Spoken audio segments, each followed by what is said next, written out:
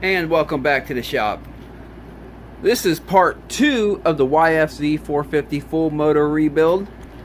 In this video we'll be putting the motor back together, putting it back in the bike, and starting it for the first time. If you already missed part 1, there'll be a link in the description below here to the part 1 of the video where we pulled it out and found what was wrong with it.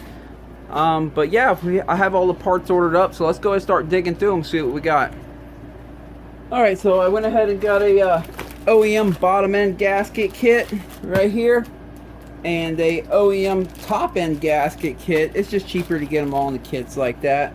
The owner of the bike's trying to put this together on a budget. When I gave him the price for all OEM brand new parts, he kind of cried a little bit. I understand, it's expensive. So we got some aftermarket parts. We have some crank bearings here. It's just a little bit cheaper. A Tusk oil filter. I went ahead and picked up a intake camshaft, mainly just to compare it to the camshaft that's in the motor currently, because we do know we have to change the intake valves. The intake valves hit the piston and not sealing. Sometimes that can shift the cam gear on the cam a little bit because they're just a press fit. So main thing, I want to compare it, make sure they're both going to line up the same. But we have that, and we'll talk about that a little bit later in the video. And we have a YFZ450R piston. We end up getting a good used cylinder. It's been, this is not replated. They rehomed it. I can tell, I can see that there's a little bit of a line right there where the ring turns around, but it's not bad, and it's a good used cylinder. Again, he's looking to do this on more of a budget. A seal that goes on the end of the crankshaft for the oil that for the oil passage that goes into the center of the crankshaft for the lower rod bearing. I always like to get a new seal for that when I'm putting a new crank in. Have all new intake valves since they weren't sealing well. If you saw part 1, where I showed you I poured water into it, you can see there it was just dripping water right out. So we have new timing chain. So yeah, you're gonna want that, and a spark plug. And then we got a new crankshaft. Let me go ahead and get a razor. We'll open that box up. Take a look at this crankshaft. Then I'm going to go put all this stuff in the freezer. Let it get nice and cold. Well, not all the stuff. I'm going to put the crank bearings in the freezer and the crank. And when metal gets frozen like that, it makes it a little bit smaller and allows the parts to slide in easier. We don't want to drop this crank. Definitely don't want to knock it off true.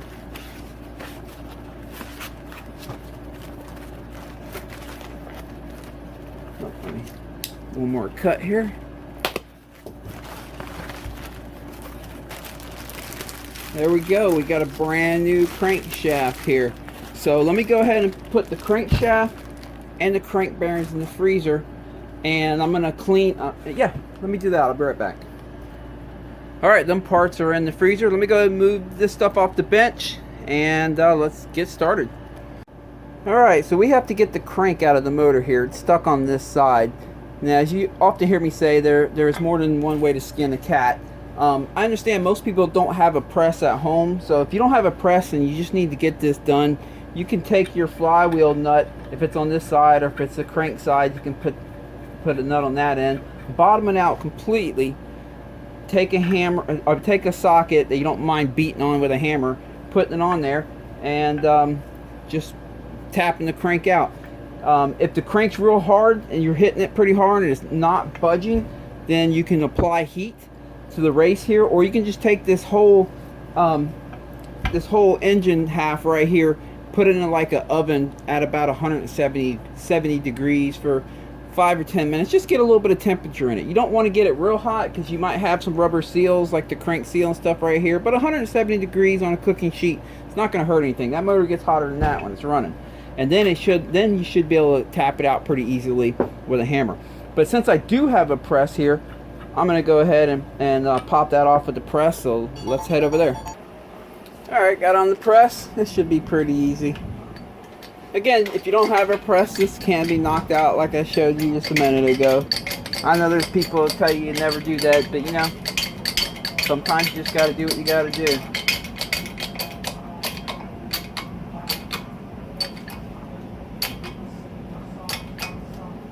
This one's really tight. Let me loosen it back up. I don't want to force it. Let me get some heat on it. Oop, too high. There we go. I'm just gonna put some heat on the race of the bearing here for a little bit before I try that again.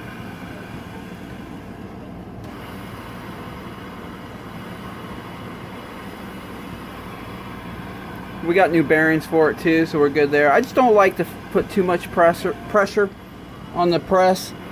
I don't want to crack a case trying to get this crank out of here, you know.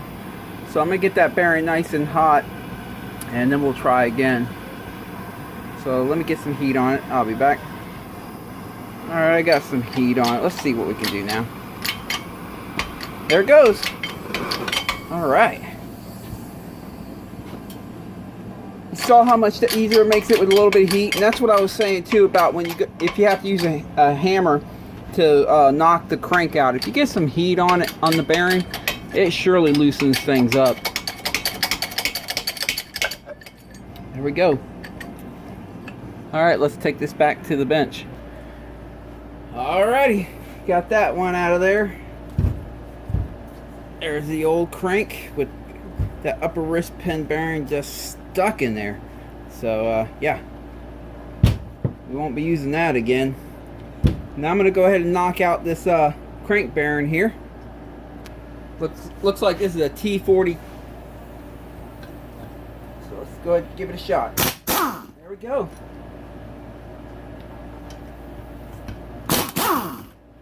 Alright. And the same thing for removing these bearings right here. You can just take a socket and set it on there. Hit it with a hammer and knock it right out of there. Or if you have a press, you can use a press. Because we have a press, that's what we're going to be using today. But again, if need be, a big socket, set it right there, center out the best you can. A nice heavy hammer, whack. And they will come out. But let's go ahead and make our way to the press. Here we go. By the way, you can pick up these presses pretty cheap at Harbor Freight. I forgot what I paid for. I think 150 or 200 if you don't have one. Again, you don't need one. I've done a ton of jobs without them, been able to get it done. There it goes. Let me catch that.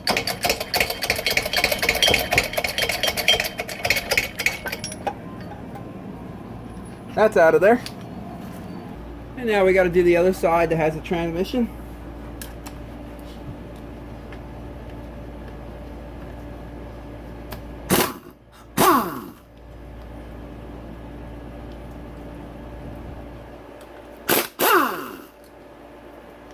Alright. Of course, this side we have the transmission. I'm hoping all these parts stay in here.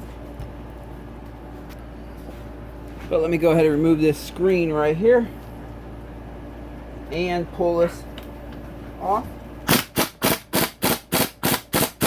Well, they have that Loctited pretty well, which is good. But I want to get that out anyway. We're going to be cleaning all this stuff up. Okay, we got to get that bearing out of there. For this side, I think I will go ahead and show you how to pull it out with the hammer. Give it a shot. Oh, man's gasket's still in the way. Let me pull that off. All right, I'm going to hold the transmission with my left hand here. I'm going to hold the shift forks down and the transmission gears. That way that stuff doesn't go falling. Set the front half on the bench. I don't know if you can see what I'm doing here. And give her some wax.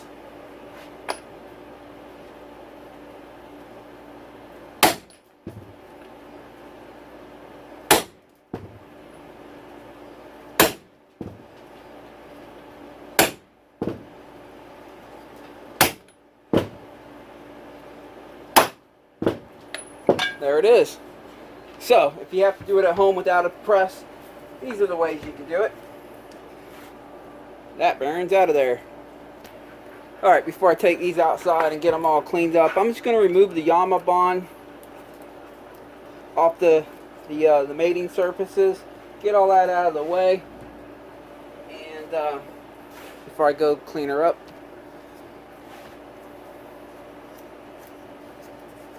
Just loose, looking for any of that stuff, and I use this little plastic tool right here, kind of help get it out of the holes of the hardware.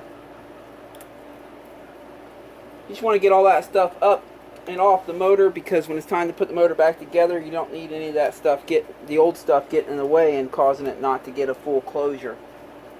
So let me go ahead and do this, and I'll be back. And I'll also take a brand new box cutter blade and just slide it across the surface, and that'll pull the residue material off of the Yamaha. Do that around all of the mating surfaces for both sides of the cases. Alright, I'm going to take these outside, clean them up. I just use high pressured air. I spray them with WD-40, and then I blow all the WD-40 off with high pressure air. I keep doing that till it come out pretty clean. I'll be right back. Okay, I got that all cleaned up. If you don't remember, this little oil squirter right here has a little dent right there on that corner from a piece of the piston. And again, we're trying to do this on a budget, so trying to not replace anything that doesn't need to be replaced. So I at least need to make sure it still flows good. So what I'm going to do is stick a compressed air on this end of it. Oh yeah. Yep, she's flowing perfectly fine, so that's going to be okay. And while we're at it, I know the oil, I'm pretty sure the oil pump's good, but I still want to just at least make a quick visual. And if I got to order some more parts, I will. So hopefully we don't have to, but let's pop this thing off and let's see what we got.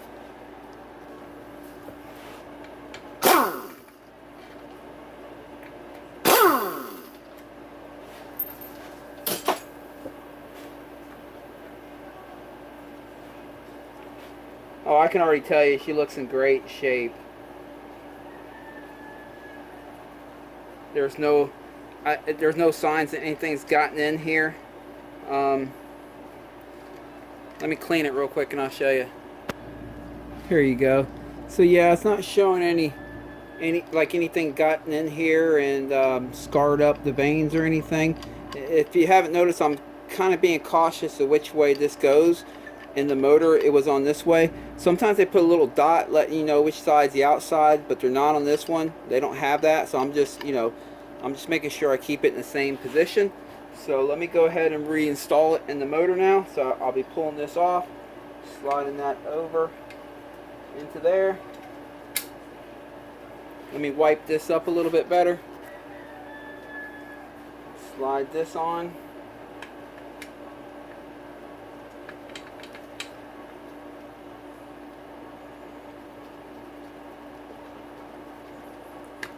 There we go. I'll be using some red Loctite on the bolts that hold the oil pump in. Again, I just don't want to leave any stone unturned. Yes, this is kind of a budget rebuild, I guess you can call it. But even then, we want it to be good and reliable. So I wanted to check the oil pump at least. I wouldn't have felt 100% comfortable if I didn't check that. But that's looking good. So we'll be good there. Again, use a little bit of Loctite on anything inside the motor. It's real important to do. Spins nice and freely. So we're good. Make sure it's tight. Not trying to strip it out. You'll notice how I'm choked up on the ratchet here. So I can't put too much torque. Yes, there are torque specs for it. You can look that up if you like. I've been doing this a lot of years, so I'm pretty good with just feeling it.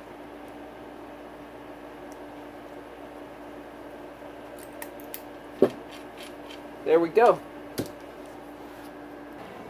Back at the press, going to go ahead and put the crank bearing in. If I didn't have a press, what I would do is freeze this bearing, like I did freeze this one. But freeze the bearing, I would heat the case up in the oven to about 170 degrees. Then I would set the bearing right here, and with a hammer I would hit only the outer edge. Just go around in a circle, and you can knock that bearing right in, no problem, once you have some heat on the case and the bearing's frozen. But since I have a press here, and so I don't like have that one guy out there saying, "Oh my God, I can't believe you hit that with a hammer." There's always that guy out there, I'm telling you.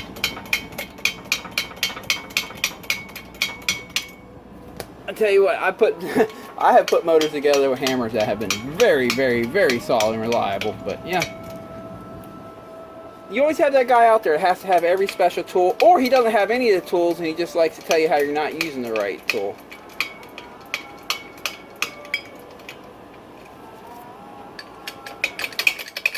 There we go.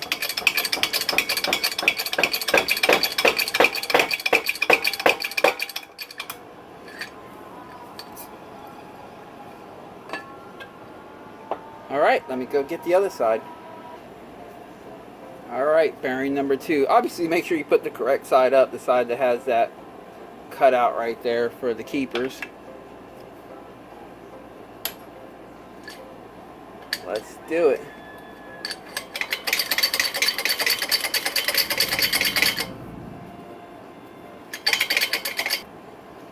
Almost there. There we go.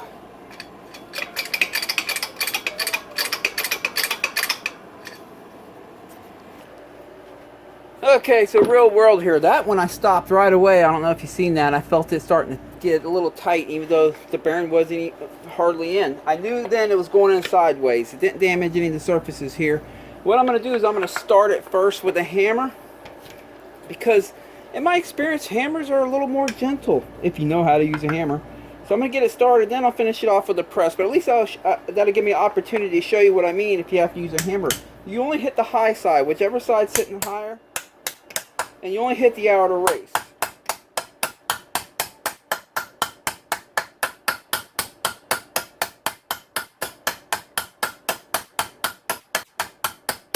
And that's all you do, just some love taps.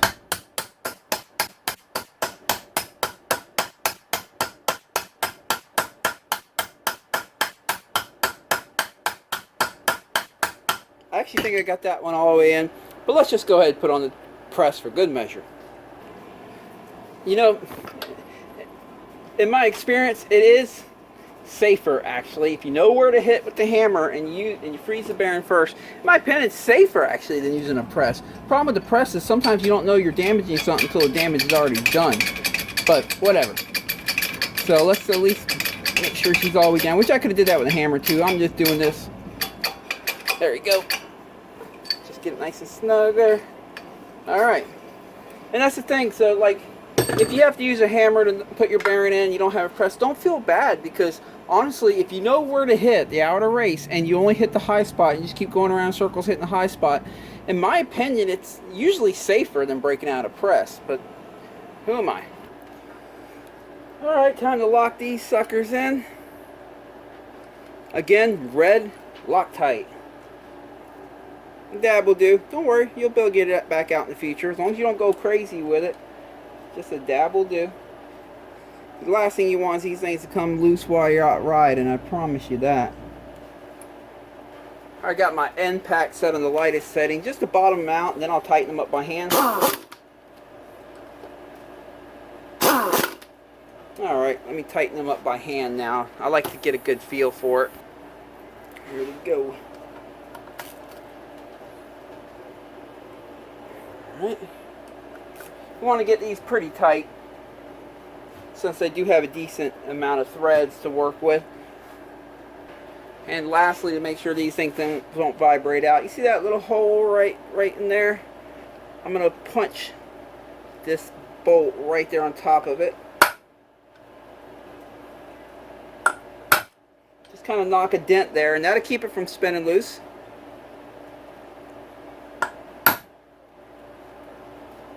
See, they did that from the factory too, but they're in a different location now, and that's all you got to do. And now I'll do the same thing to the other side. So I'll be right back. And that one's done. Okay, off camera, I went ahead and put this oil pickup back on. Use a dab of Loctite on there. Went ahead and put these locating pins back in place. One right there, one right there. Put these screens back in here. Got one there, and this little pin oil little line right here. It has a rubber seal on it. Put that there, and I put a dab of grease around it, as you can see right there, and that kind of just holds it in place. So when I go to put the cases together, that doesn't fall out. So we're about ready to slide the crank in it and put the bottom end together. So I'm gonna go get the crank out of the freezer. Come back, we're gonna heat this inner race of the bearing up a little bit with a torch. Slide the crank in here, then put some Yamaha bond on that case right there and slide them together. Now I like to put the crank in first on the same side as the transmission, because I like to have as many of the internals of the motor on one side of the case, so when I slide the other side on, it's more or less like a cap. I'm just capping it off. But let me go get that crank and we'll do that. Alrighty, here we go. Let me shut off the light so I can see where that flame's going. All I'm going to do is just heat up the inner race. And you want to kind of roll around it like this, or I like to at least, because I don't want to heat up one spot and make one spot dark or blue. I'm just looking to get some heat in it without actually overheating it. And that'll allow the frozen crank to literally just slide right in. So I'm going to actually do this right on camera. I'm not going to pause it so you can see about how long I do this for. So if you're doing it and you've never done it yourself, you get a general idea of what it's going to take. I am using MAP gas for this. You can use propane.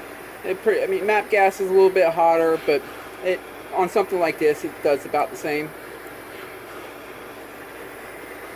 I just keep MAP gas in the shop because I never know when I'm going to need that extra little bit of heat. Okay, that should be good. Let me get another 2 more rounds on it. Alright, let's try it out. Make sure you put the right side in, by the way. Don't put the wrong side in. There it is.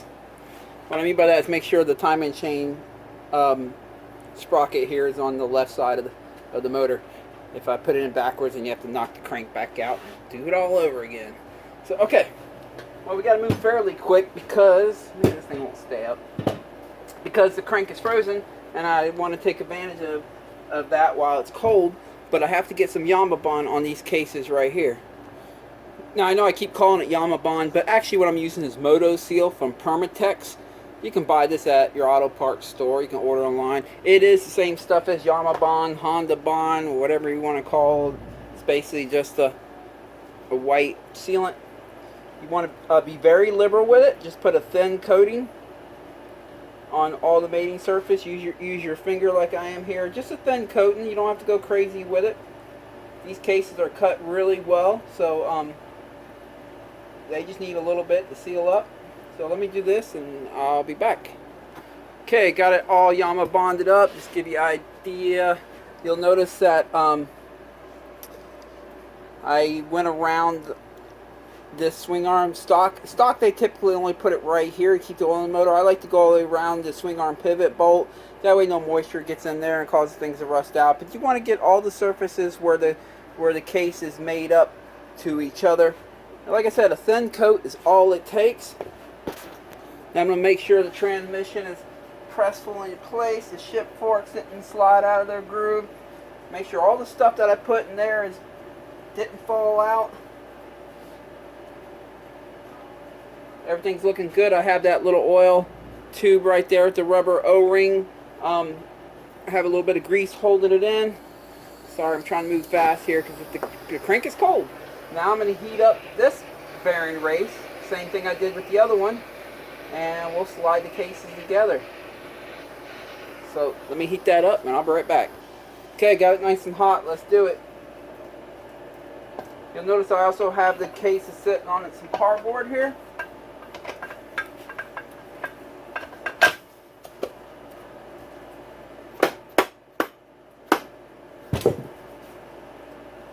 Okay, let me go ahead and get some hardware and start putting some hardware in it.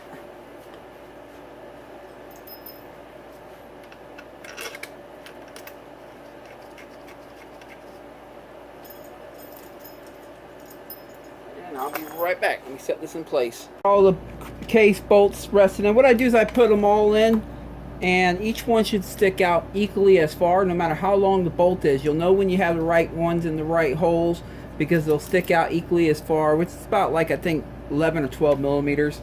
But now that I have all them pieced in, I'll use this to bottom them out for me. Then I'll go through and tighten them by hand. So let me go ahead and tighten these all down. And now I'll tighten down by hand. Got this cardboard underneath because when I put the cases together, I don't like it when cloth gets stuck between the cases. So now I'll tighten all these by hand. Be careful, don't strip them. These don't take a lot of torque, honestly, they really don't. Again, you'll notice I'm choked up on the ratchet here, so it makes it really hard for me to over tighten them. You can strip these out pretty easily. If you're unsure, break out the torque wrench. You can download the manual for free, by the way, on Yamaha's webpage. All you got to do is Google Yamaha motorcycle manuals, and you'll find it there. Yamaha actually provides all their manuals for free, which is really convenient. I really like that. Good luck with KTM or even Honda for that one. They want to charge you for everything. Don't forget the ones you got here hidden in the middle.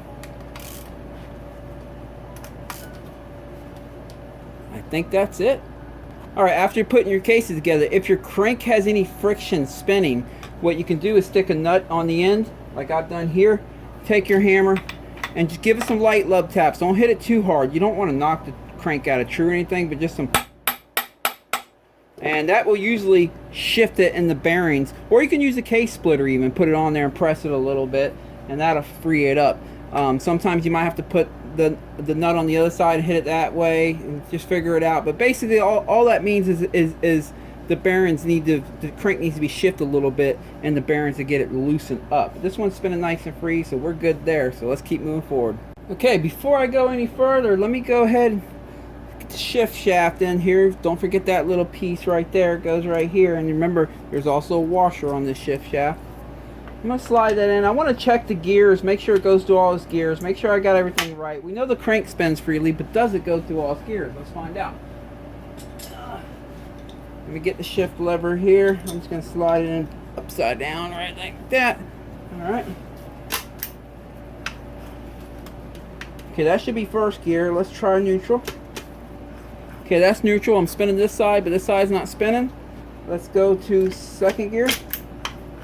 There's second gear, so this side's spinning too as I turn the shaft. Third gear, fourth gear, fifth gear. There we go. Put it back to neutral.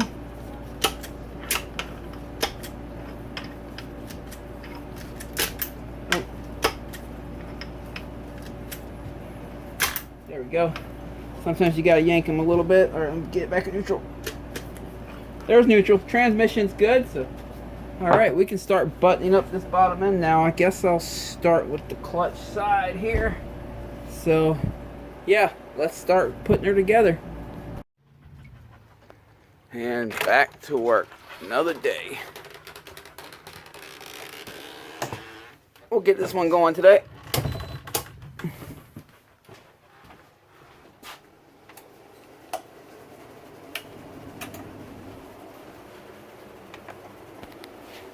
Alright, gotta move all these bikes out, and let's get back to the YFZ450 motor. Oh, back at it. I probably should have did this earlier, but I'm gonna use a flat box cutter blade, brand new, and just remove this old gasket material right here. Actually, all the way around the motor. I'm gonna do it here around the clutch cover gasket and the stator cover gasket area over here on this side. Like I said, I should have did this earlier, but that's okay. As long as we don't get any of it in the motor, I'll be real careful. And let me get this cleaned up. Alright, I guess I'll go ahead and start with the counterbalancer. Let me get that back in there. Take this stuff off. Slide this in from this side of the motor over here.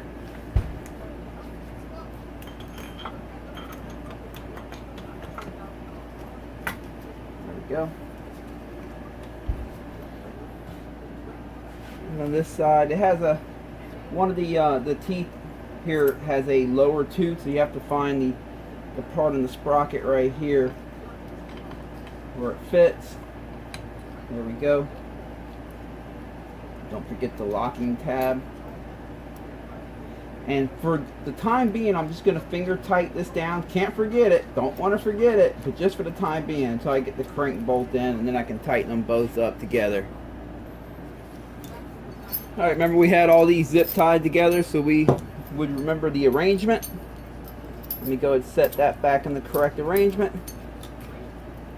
Cut the zip tie.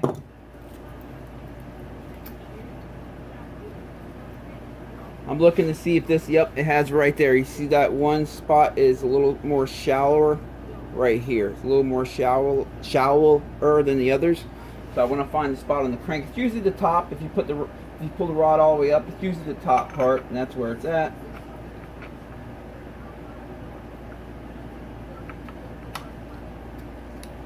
I'm going to spin it here because there's a dot right here. Let me get you up in here. See that dot right there and the dot right there? We have to line them up. That's going to sync the counterbalancer with the crankshaft. If you don't do that, you're going to get a lot of weird vibrations. So let's see. There we go. I'll show you. See how the two dots are lined up? So that's officially timed in. That's good.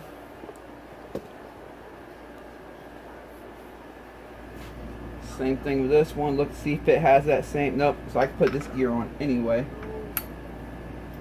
And then the washer. All right.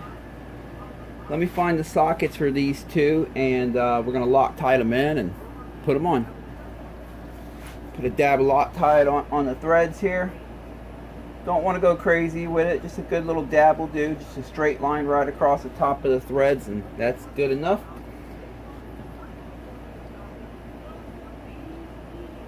Now, if you don't have an impact wrench, you can take a piece of aluminum.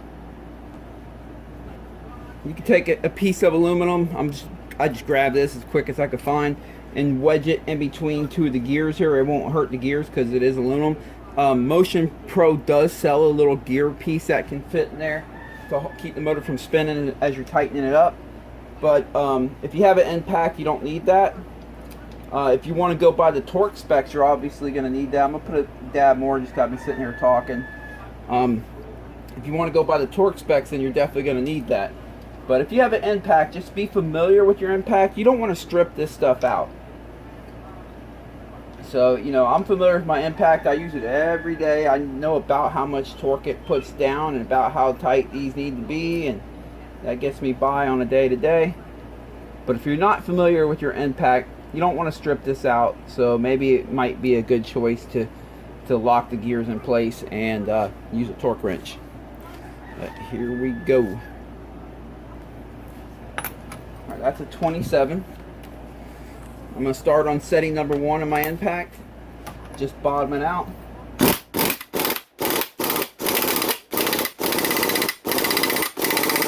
That's a really light setting. Then I'm going to put on number 2 and just give it a couple little quick wraps. That'll be good. Then the same thing over here with this one, but this one has even smaller threads, so I have to be a little more careful with it. Start on setting number 1. I'm going to give it just one quick wrap with setting number 2. There we go. Let's see if I can bend this tab over right here to set a channel locks. Yes, I can.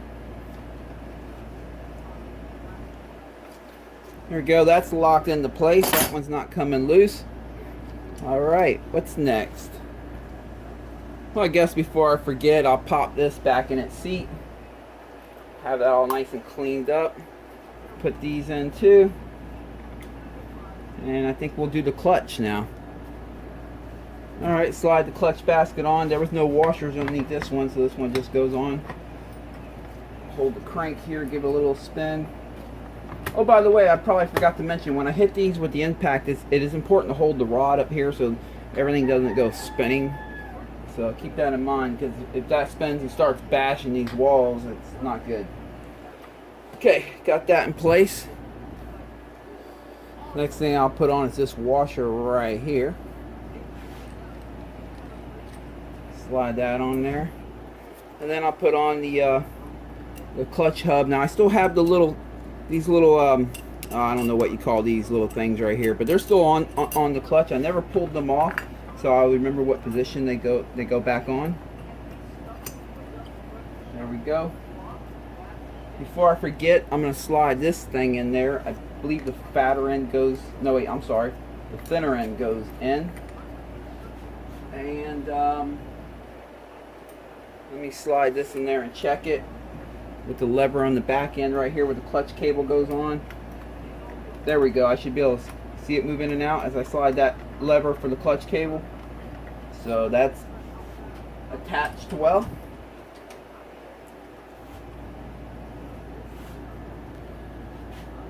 And then same thing as always, a little dab of Loctite, but let me put this lock washer on, or locking tab washer on real quick here. A dab of Loctite. Now you really don't have to put Loctite on this just because it does have the locking tab, but I still like to. And actually, I'm going to pull this one off, this tab. See how it's already got a crack here? I don't need that coming loose while the motor's running. I'll leave this one on because we're going to use this one. They have two, and this one's never been used before. So we can use this one for this job. Next time I'll need a new one. But let me go ahead and pull that off. It's a good thing I did too, because that thing came off pretty easy. Don't need that coming off inside the motor, you know?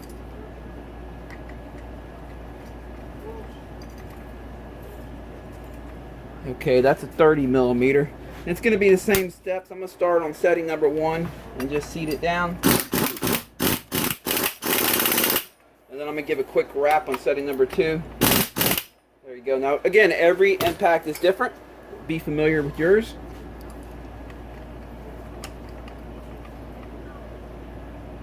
Come on, there we go. That's locked in. Sweet. Now, don't forget the little ball bearing that goes in there. And then this piece right here goes on top. There we go. Again, I'm going to check over here. Okay, that's good. All right, let me get the clutch plates. I still have the clutch plates all together, so I have them in the correct order still. So I will just install them in the same order they came off.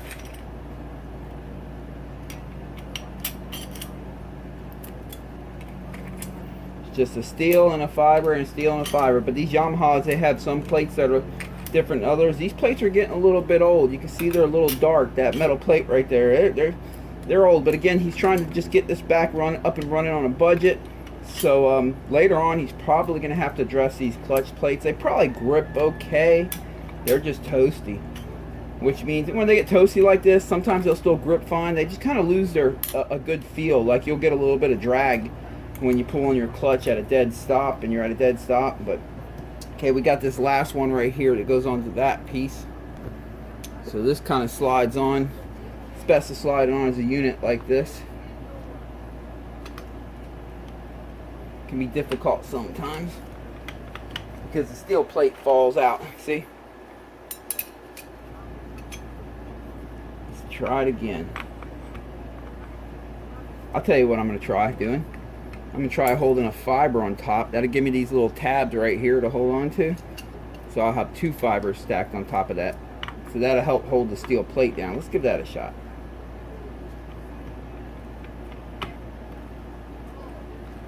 Come on, motor. You can do it. There it is. Sweet. Alright, can't forget these rubber dampeners here. They only go in here one way, so you can't get them wrong.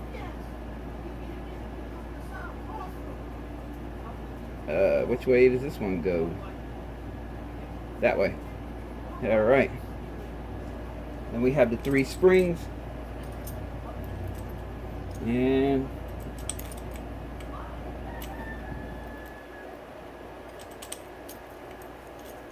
finger tight these a little, or thread these in a little bit by finger. Make sure they're not cross threaded. There we go. Alright, let me seat these down.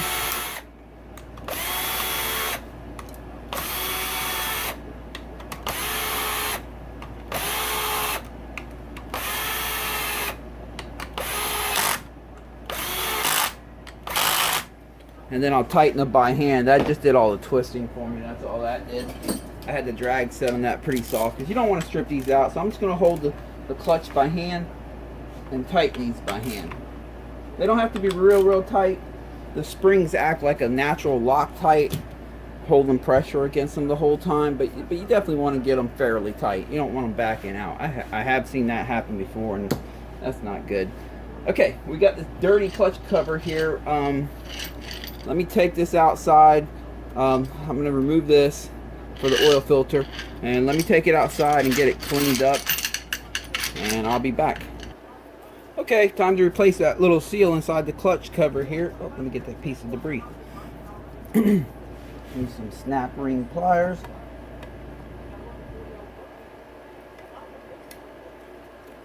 There we go. Then it has a little metal washer.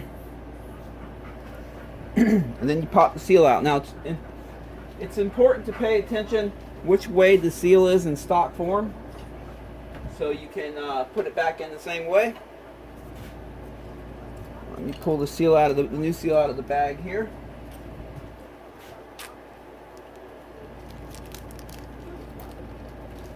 So I can see it goes in this way, not that way, which is odd. I would actually expect it to go in the other way, but Yamaha's been doing it like this for a little while now.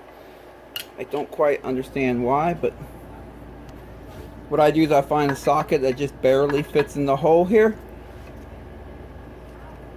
set the seal on it in the hole the best you can with your finger, take that socket, set it on top, and just lightly tap it in. Now I'll replace the metal washer, and then put the clip back in.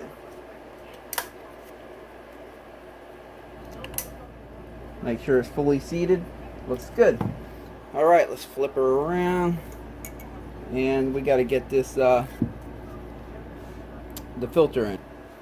I'll replace these little O-rings. I pulled them out a minute ago when I pulled the cover off, so I didn't lose them. Alright, and get the brand new oil filter. These filters only go in one direction. You see that long tab right there? That's supposed to go in the deep hole, not the shallow hole, the deep hole. So keep that in mind when you put the filter in. Don't put it in backwards. I've seen people do it. It destroys the motor.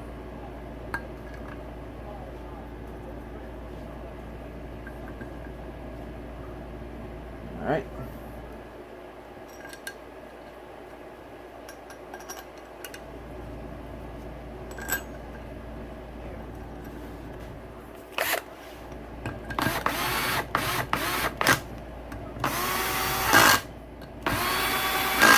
And then I'll tighten it up by hand.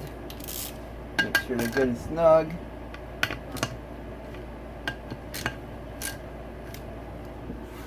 Alright. Time to cut open the bottom end gasket kit.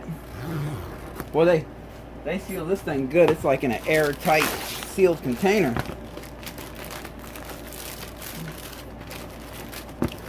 There's the gasket I'm looking for.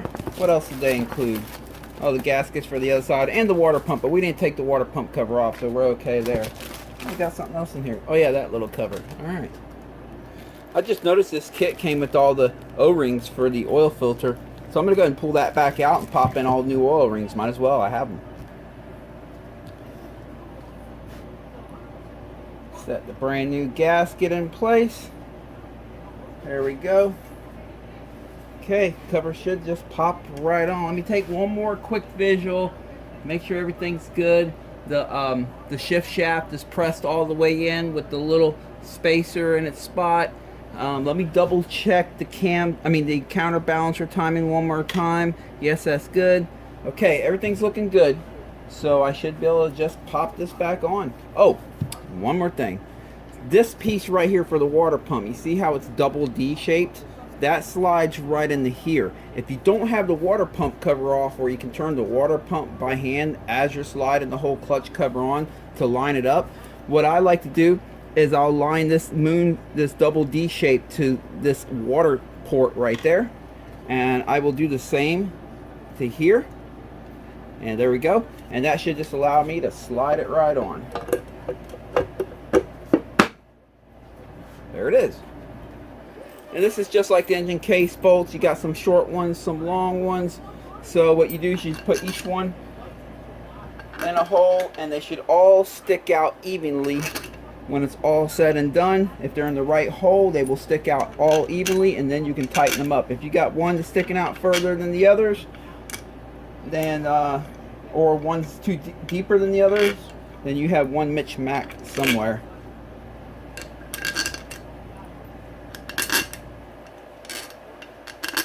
There we go.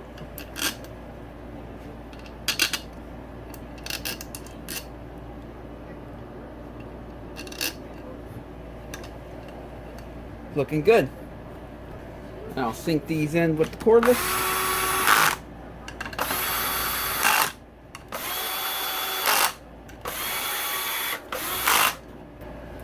And then I'll go back through and tighten them by hand. Again, just want to snug them down pretty good. Don't strip these things out. As soon as you feel them bottom out pretty good, you just tug up against it. If you go any more than that, you can strip these things out pretty easily. Oh, forgot to tighten that one up. And you don't want to strip them out. That sucks.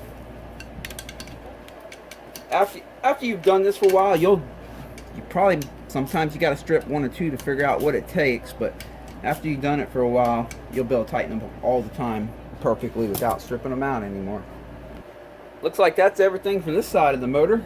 So now we get the flipper around and work on the other side. Yeah. There we go. We got a new timing chain, so this old one can go in the trash. Brand spanking new. Slide that up in here. Just hang that over. Alright, let me pull this hardware out that holds the timing chain tensioner down. I just had that in there finger loose. Okay, time to put the timing chain tensioner in. Let me slide her in here like this. Take the plate, put that down. Where did I put my Loctite? Found it. Alright, put a dab on each one of the bolts here that hold the timing chain tensioner down.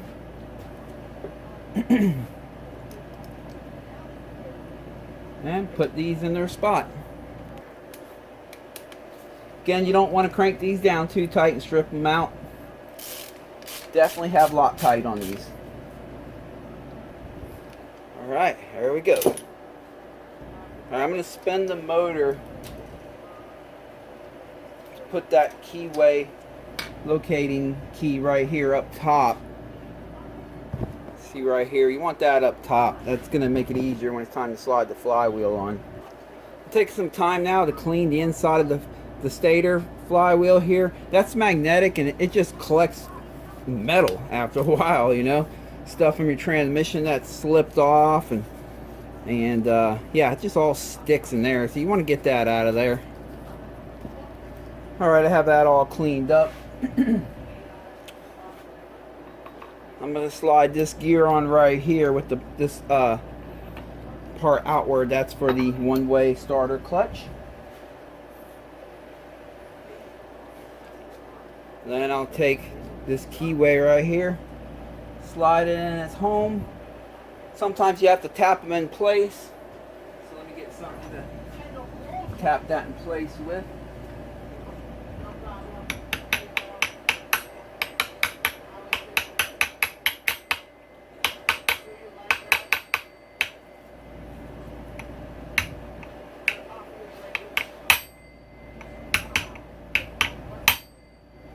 That should be okay. Alright, you see we have that cut out right there for it, so let's see. And while you slide in, you want to spin the starter clutch behind it. There we go. I was able to get that one on.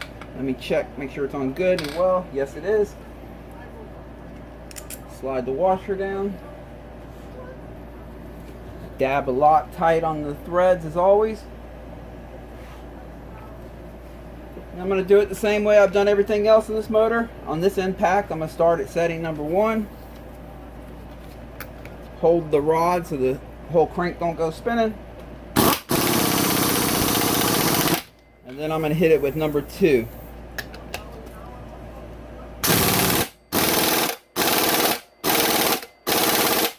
There we go. That should be good. Now it's time to put these gears back in their place. This starter reduction clutch right here, whatever you want to call that. Alright, everything's feeling good. Alright. And put these dowel pins where they belong. There we go. Set that brand new gasket down. I went ahead and blew all this out and got all the debris out of here, so that's nice and clean in there. Remember, that's magnetic, so it'll grab itself on you. And then this one has one pin that goes right here. And then we'll put this cover in place. And I guess that's just what it does. It just swings around. Okay. It's the same thing with your engine bolts in the case cover. I mean the clutch cover. Put them all in first and make sure they're all sticking out equal amount. And that's how you know you have the right one in the right hole. And then, yeah, you go from there. Then you can tighten them up.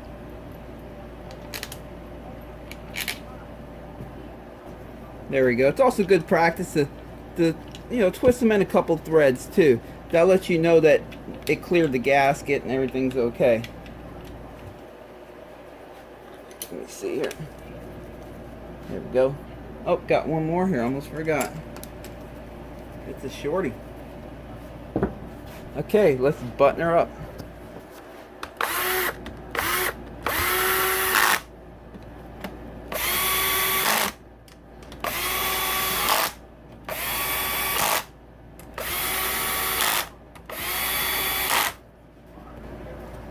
Okay, now I'll go back through and tighten them by hand.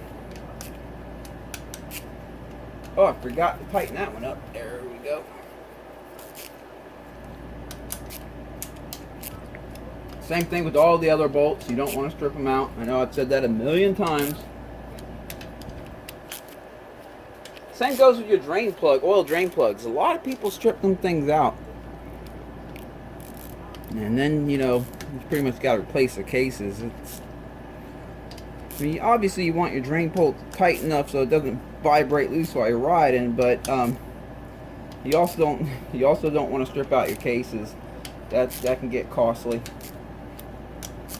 There we go. Alright, so the bottom end's pretty much done and ready to go in the bike. Let me give it a little test spin here. Yep, feels good. So now it's time to put the new valves in the cylinder head.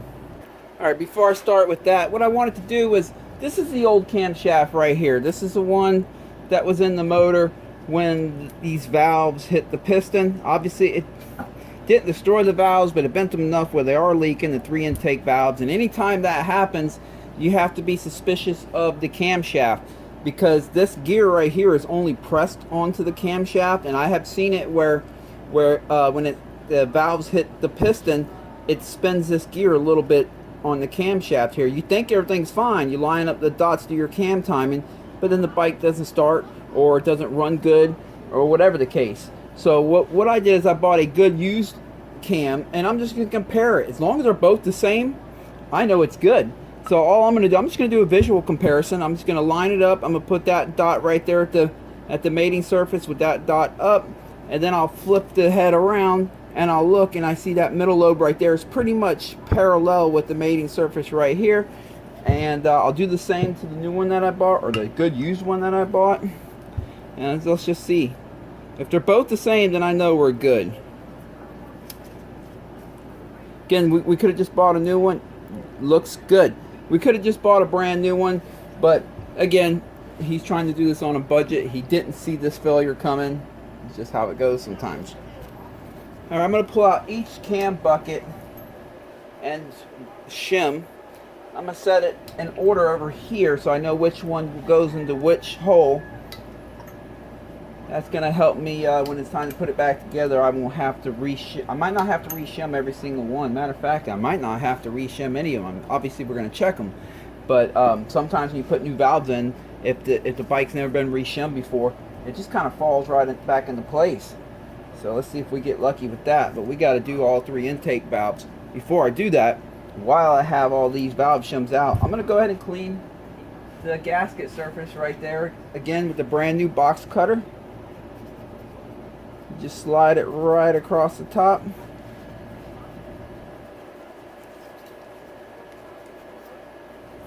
All I'm doing is removing the old gasket material here. Not trying to make it look brand new. Just remove the old gasket material. I've seen people hit these with sandpaper and stuff. I don't suggest doing that. You don't have to. All you have to do is just remove the old gasket material. The surface is still nice and smooth, so you'll be okay. Yeah, you will still be able to see a little lines in it and stuff, but you can't feel it with your finger. That's just where the old gasket was pressing real hard against the aluminum, and it kind of just left a mark. But it doesn't hurt anything, so you're not going to be able to remove that with a razor. I think that's why some people sand it. They want to get rid of that too, but honestly there's no reason to get rid of that. A lot of times you're going to do more harm than good by trying to sand it, or you can take the cylinder head and have it turned, have it resurfaced, but that's going to change your cam timing, because now your head's going to sit a minute amount lower or closer to the bottom end where the camshaft's connected to the crankshaft.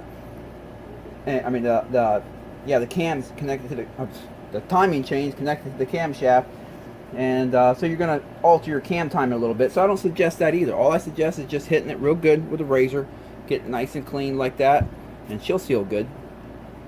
Now before we get started on this too, I'm just going to check one more time. I'm going to pour some water in the exhaust valves.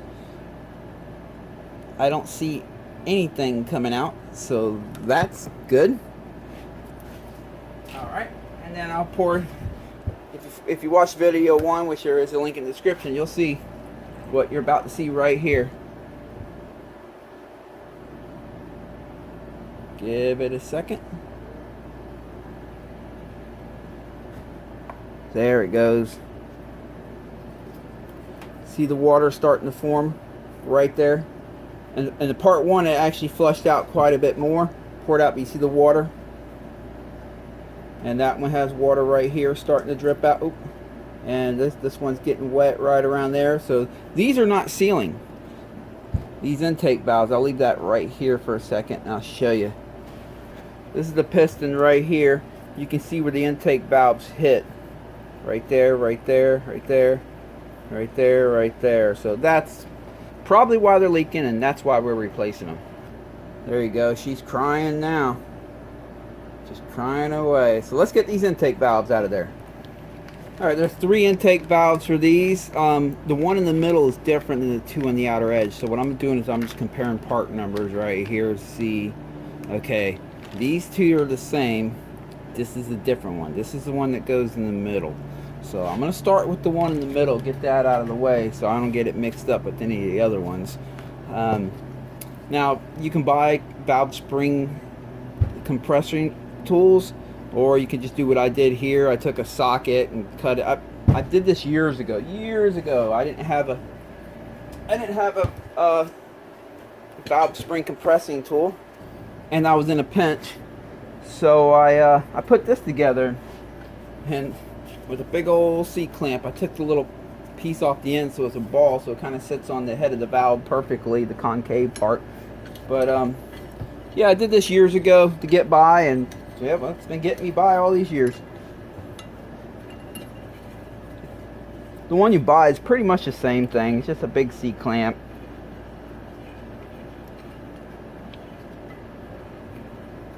I'm going to compress it here.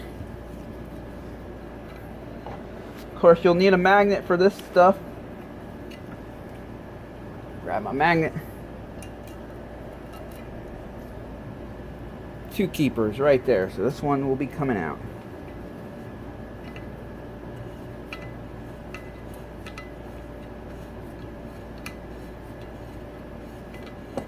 I'm just going to show you on this one valve, and the other 2 I'll knock out real fast. Now, it's important to remember with these springs, see how the bottom of it is tightly wound versus the top? the winding becomes more spread out the higher it goes up.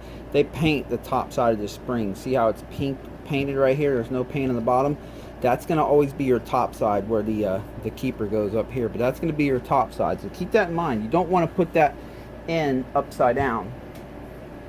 It could cause the valve to float at high RPMs, and you don't want that. So let's push that on through.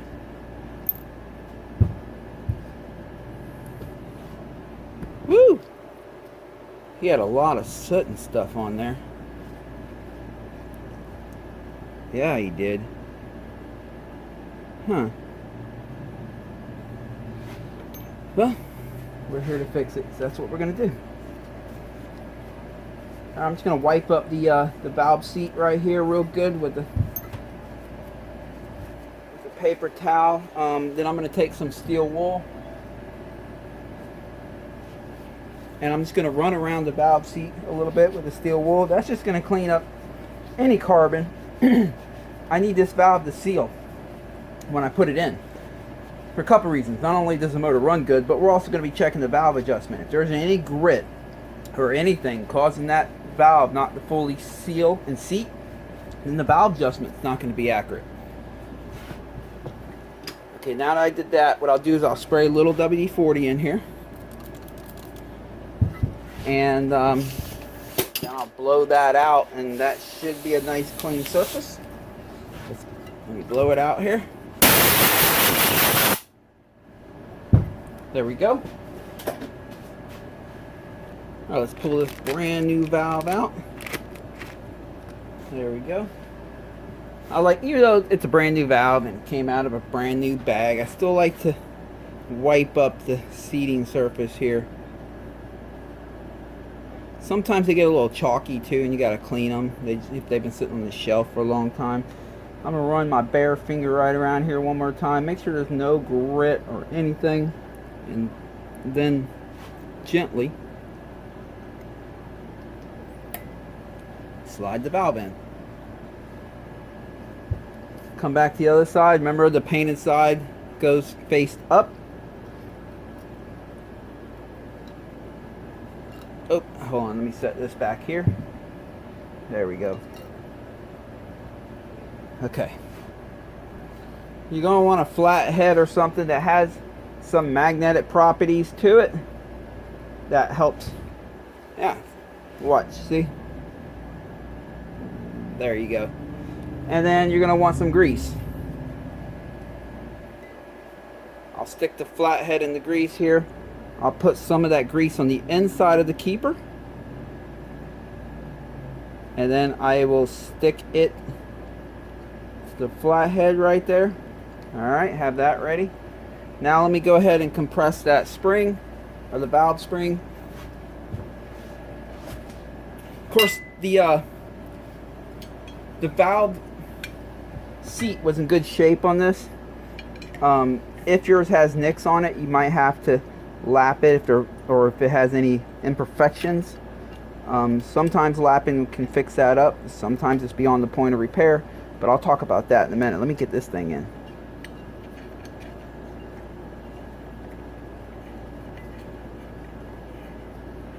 Easy does it.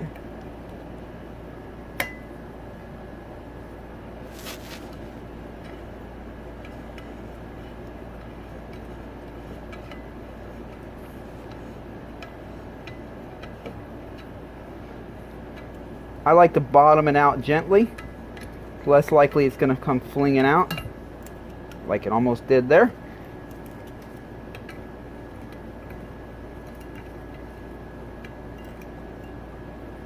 There we go. Now, I don't know how I'm going to be able to get you in here with the camera. Let's see how I can do this. Okay, hopefully you can see that there. I'm going to slide this keeper into its position. The grease helps hold it on there. Now that I got it there, I'm going to spin it around to the bottom side so I can put the other one on top.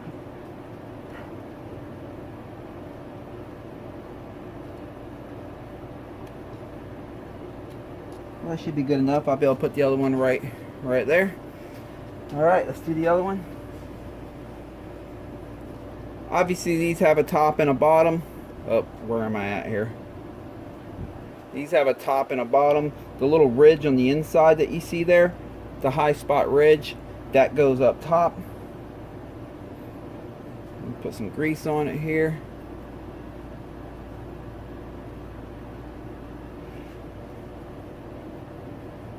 Alright, let's pop this one in place.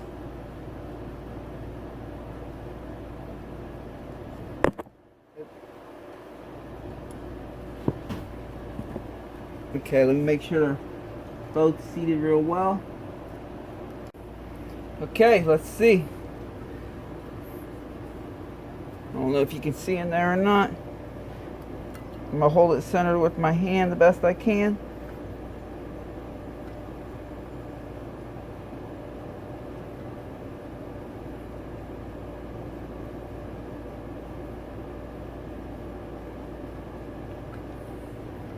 There we go.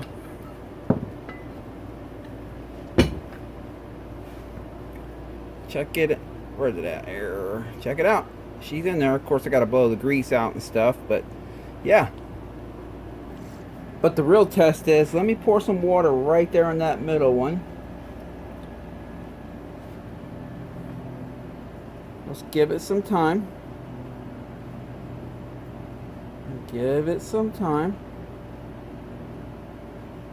She's looking good.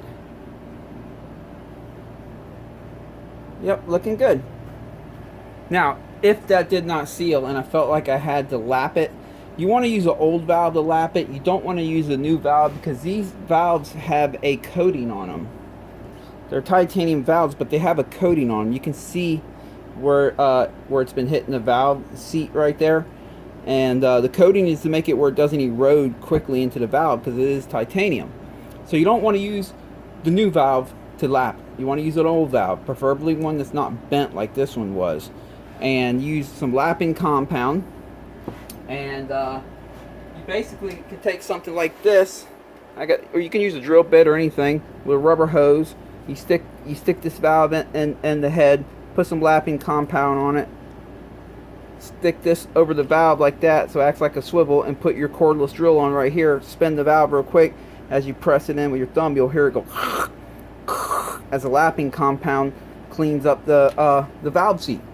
You can try that, give that a shot. If you have any imperfections, sometimes that does a trick. If that doesn't work, then you just might have to get your valve seats redone, or maybe a whole new cylinder head. But this one looks like it's going to be good, so let me go ahead and change them other two valves, and I'll be right back. Alright, now it's time to check the valve clearances. So let me go ahead and put every one of these valve shims in right back where they were with the cam bucket. Each one back in the hole that they came out of. And then we're going to check the valve clearance and see if we got to make any adjustments. By the way, I did clean the cylinder head the same way I did everything else. Had to get all the goo off of it, and grease and grit. Okay, I know the intake's supposed to be 4 to 6 thousandths, so we'll start with them. Get the intake camshaft here, make sure it's nice and clean. I'm not going to put the half moon thing in yet. I'll just slide the camshaft like this all the way against the wall to the right, and that'll be fine just for checking.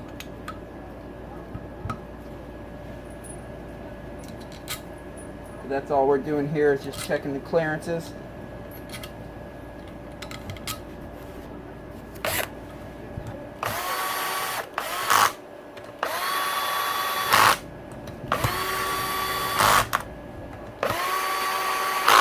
Cam moves nice and freely, so that's good.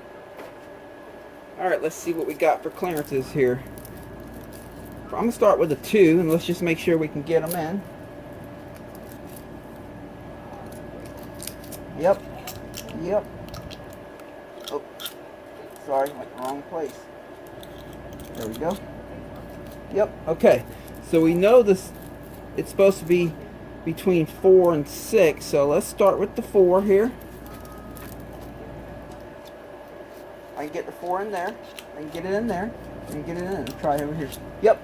All right, let me try the 6. See if we can get the 6 in. Barely. Barely. Barely. It's probably going to be tight on a 7. Let's see. All right, let's try the 7. As long as I can't get the 7 in it, we'll be okay. Nope. Nope. Nope. Okay, we're going to be good there on that one. Didn't have to adjust it at all. Let's try the exhaust side. Wipe up the cam here. Slide it all the way to the left.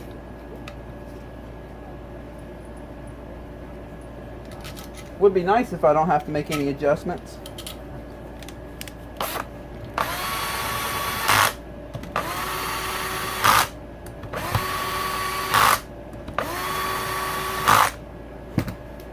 Alright, the specs for the, let me check again here.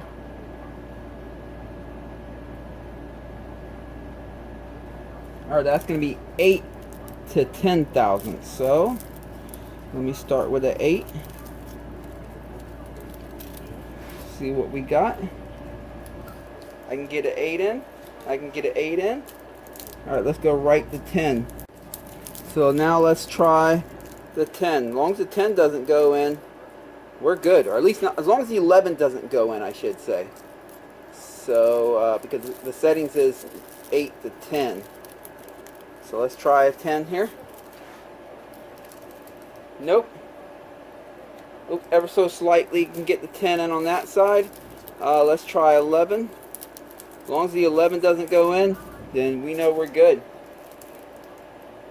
Yep, we're good, guys. Don't have to make any valve adjustments on this one. That's awesome. I do suggest anytime you put new valves in, after the motor breaks in, you know, give it a good 4 or 5 hours run time. Go back in and check the valves again. Just sometimes they seat in, you know, a little differently. So that's my suggestion. But let's move forward. Okay, time to put the bottom end back in the quad. So let me roll that up, and then we'll put the top end on her once I get the bottom end back in. I'm just going to reverse the order that I took her all apart. That's all I'm doing here. So let's do it. Alright, I got the quad ready to put the motor back in. You can see I got the sprocket back there resting kind of angled that way. That way when I put the motor in, hopefully I can just put that right over the counter shaft. But let me give it a shot.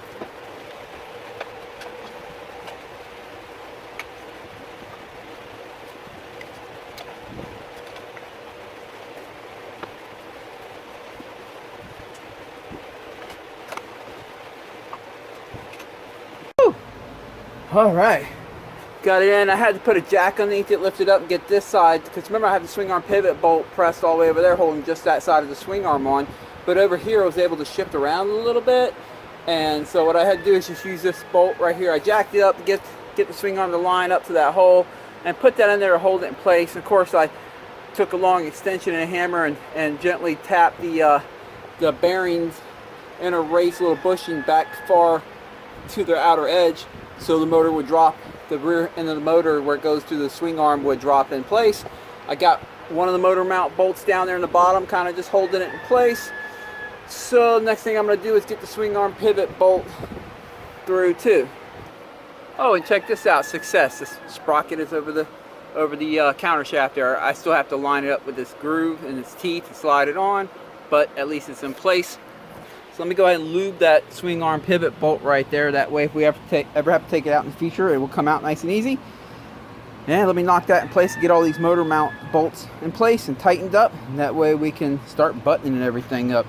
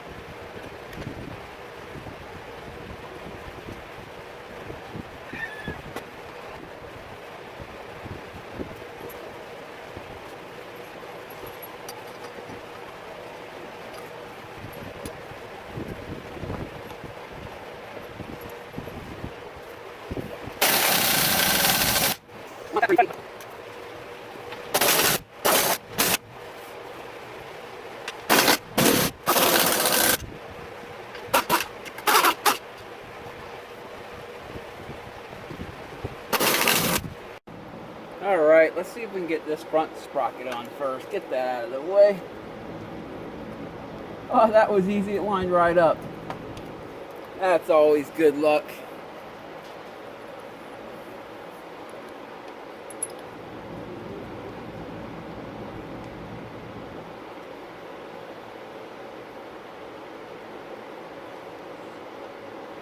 Don't want to cross thread it. Make sure I get good threads on it. There we go. Alright, let's knock it on.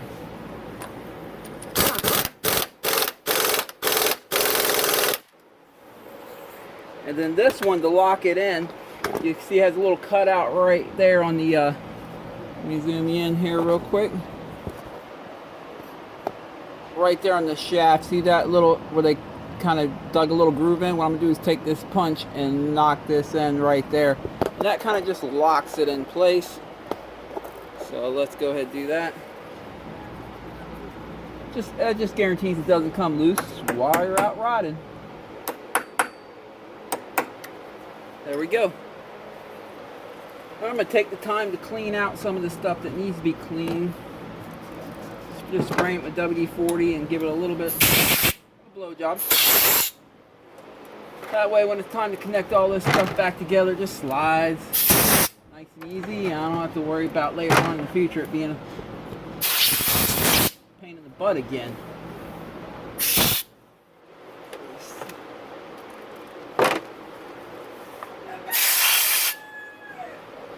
Okay. I'm going to connect some of this stuff. I know that this needs to go over there for the cylinder. That's for the starter. We still have to put that in. This thing right here, obviously that goes over there too. Alright. We got a bird's nest here.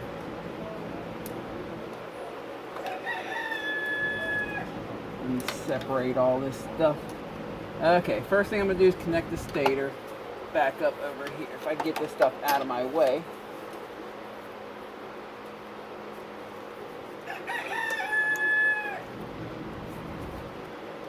There we go. Got that connected. Now I'm going to leave the throttle position sensor disconnected for the time being because that helps me move the throttle body back further so when it's time to slide it onto the cylinder. But there are several things back here I still need to hook up. I'm going to go ahead and do that. I got to plug that sensor back in the hole back there and tighten that down. Got to put the ground strap back on and a few other things. So let me knock that out real quick. Okay, I pretty much got all the little stuff connected to the bottom end. Got the coolant line connected. This thing that holds all the hoses. Got all that little stuff in there connected. The starter on and connected over there. Go to the other side here. Got this little jungle pretty much set up for the most part except for these two pieces because these will be going up here in front of the cylinder after we get the cylinder head on. But got the front sprocket covered on, shifter, and all that stuff, like I said, back there is connected and ready to go. So now we can put the piston on and slide the cylinder on. Alright, brand new YFZ450R piston. I'm gonna do a quick test fit. Just make sure it fits good. Let me get all the parts out of the box here. We got stickers. Hey, race ready dome. I remember they used to actually stick these on the dome of the piston, and they stopped doing it. Now they just include it in the box. But let's see, circlips. Okay, there we go, circlips. All right, let's test the fit here. Let's just slide it in, make sure it's a nice, snug but loose fit. Yes, it is. This is going to be good. Yep, that's going to be good. I'm going to slide one circlip in while it's on the bench. Let's see, that's the intake side with the 3 valves. The arrow points towards the exhaust. So I'm going to put in the one on this side, so that way it's easier to access the one on the left when it's on the bike. I mean, you can access them either way, but for me it's easier. Alright, I'm going to take the open end of the circlip right here. See that little groove? Stick the open end just like that, hold it in with my thumb, and just follow it around with my, I got my other finger in the back side holding this wrist pin from sliding out. That kind of helps keep the circlip from just going straight through.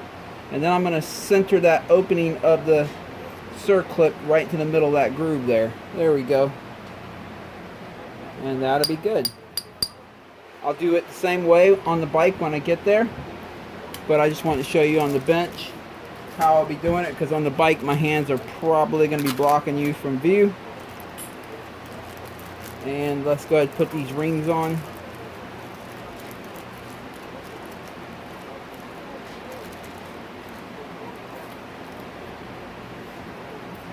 Okay, I'm going to start with the oil rings here. So I'm going to start with the expander.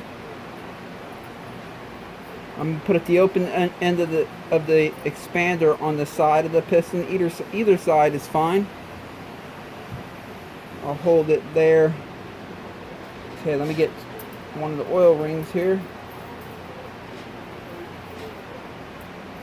And then the oil ring, I'll be putting one of the end gaps on the front side and the other one on the back side.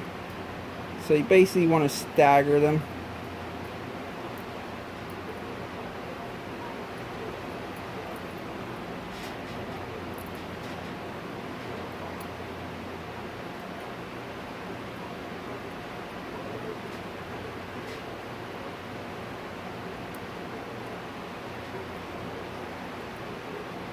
Okay, that's looking good. Alright, I got the open end right here on the front side, so I'll put this open end for the bottom one on the back side.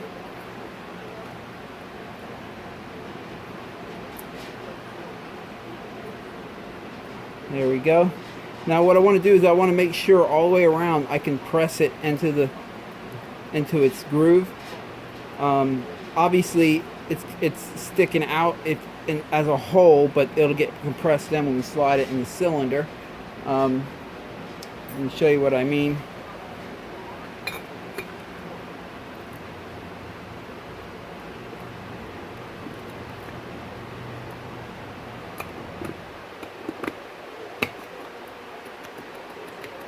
See, like that, it gets compressed in when it goes into the cylinder. Okay, now we got this ring right here. This is the second from the top. It's the darker ring. You got the solid metal one right here. Then you got this, I don't know what this is made out of. I don't even think it's metal. Let's see. Oh yeah, it's metal. Magnet sticks to it. Okay. Well, anyway, they have an end oftentimes. It's right there. You can hardly see it. But that means that side faces up. So look for that, the end. You face that side up.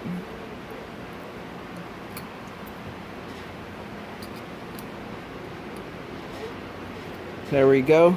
And of course, I will have this open end on the side with the open end on top for the oil ring, and then there's an open end on the bottom. So all the open ends are going to stagger left and right, going all the way up.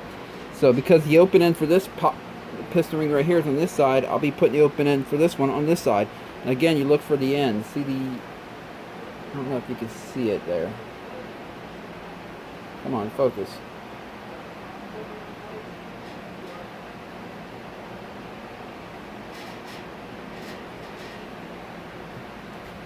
Well, there's an end written on it. There it is. So that faces up.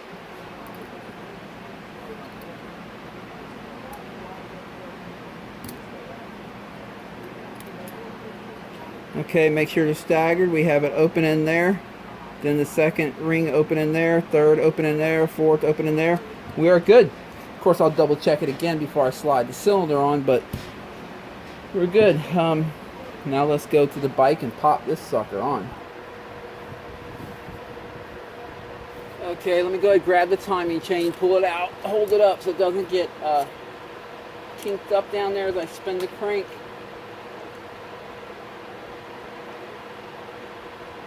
There we go, and the rest of the timing chain back in the hole. Alright. I had some assembly lube. Here we go, a little bit of assembly lube. I don't go too crazy with the assembly lubes on a bike like this. I know I'm going to be starting up right away, but there are a couple key areas I put it on, and this is one of them. When it's a brand new crank, I just stick a little bit in, just get it wet. That's all you got to do. So on first start up, it's not dry. I'm going to get a rag, wrap it around the crank area, because if the circ clip drops, I do not need it going in the motor. Then I would have to fish it out, and that's not fun. Okay, again, 3 valves go on the intake side. The arrow points towards the exhaust.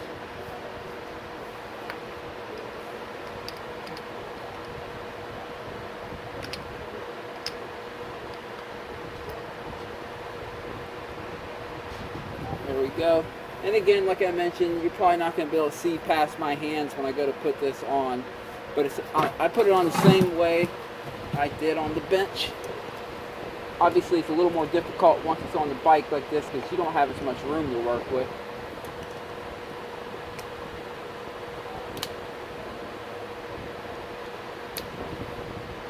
But that wasn't too bad. Let me center her out. Now what I like to do is make a good visual. Make sure that's all the way in. I'm going to go to the other side and make a visual.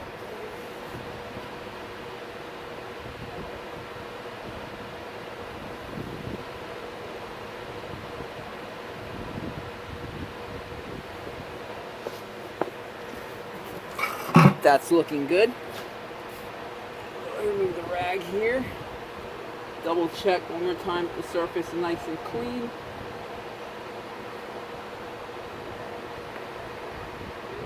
Yes, it is. Alright, let me go get the cylinder base gasket. Put these little things back in their spot.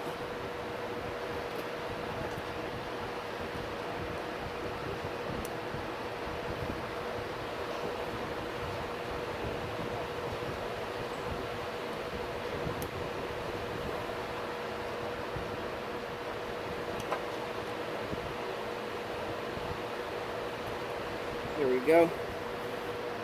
Slide the cylinder base gasket on top. Oh, I gotta go over the timing chain tensioner first.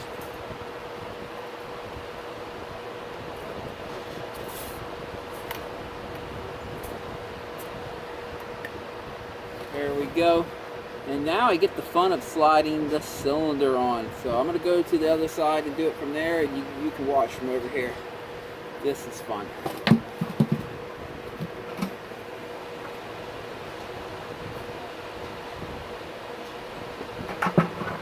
Alright.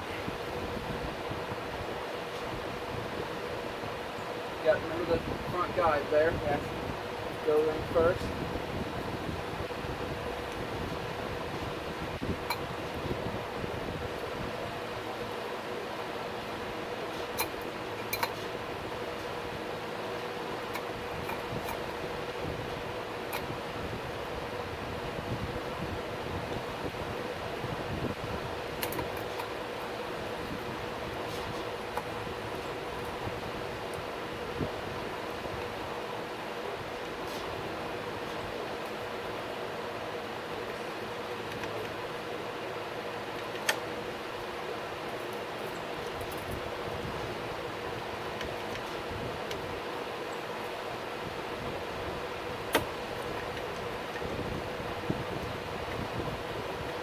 fake one more video real quick.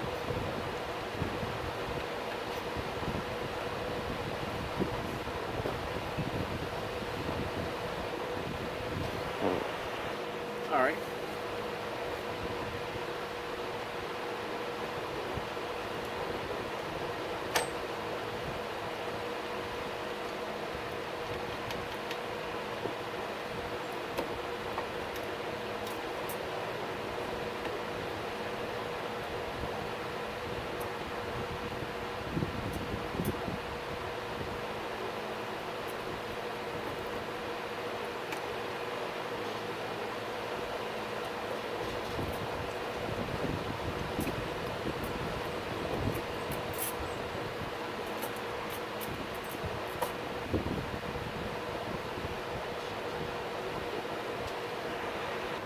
I was wondering what was catching me up.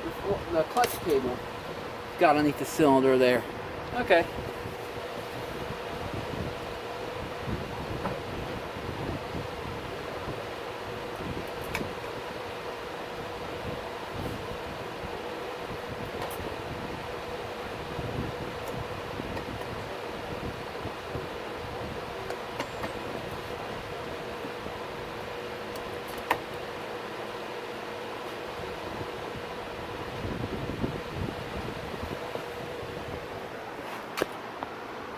There it is. Alright, just to hold the cylinder down, I'm going to go ahead and put this 8mm that belongs right there. I'm not going to torque it down too tight. I'm just going to snug it up a little bit. I'll finish torquing it up once the cylinder head is down and torqued down. Alright, I'm going to use a magnet to pull the timing chain up out of here and put the front timing chain guide in. Make sure the bottom part of it goes in its groove down there. Just take a look down there as you're putting it in. And I'm going to just set this down like that gently. There we go. Alright, I'm going to make sure the head gasket surface is still nice and clean. Make sure no debris fell on it. Replace these right here.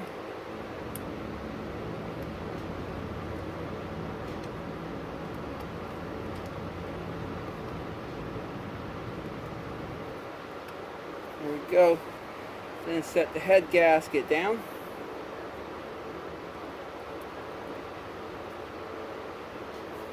Okay, now it's time to set the cylinder head on. When I do that, I'm going to have to watch the throttle body back there. I'm probably going to have to pull it back with my hand as I slowly set the cylinder head on, but let's do it.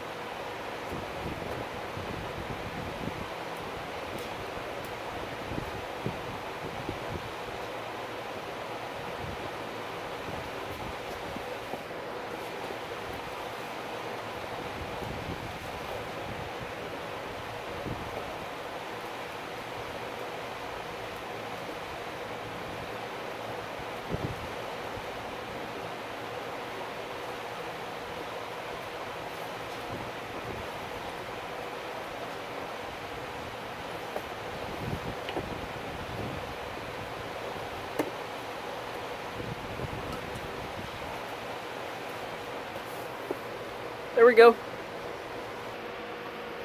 Alright, time to get the cylinder head bolts and bolt the cylinder head down. Okay, this bike takes a sequence to do the cylinder head bolts, but first I'm going to walk you through it. You can Google it, the information's everywhere. I'm going to walk you through it though. All the bolts are the same size, so they can go in any hole. First thing you want to do is put oil, dip them in oil like I did, and put oil on the washers as well. I've already done that, so we're good there.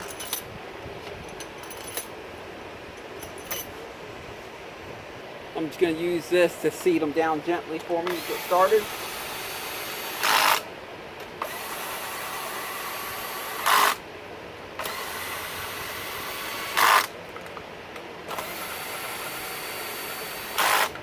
Okay, let me go get the torque wrench. Okay, I'm going to torque each bolt per manual to 22 foot-pounds, starting with the rear left.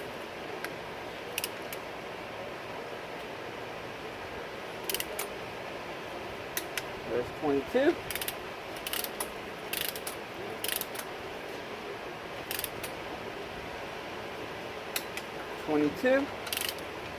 Rear left, front right, front left, rear right. 22.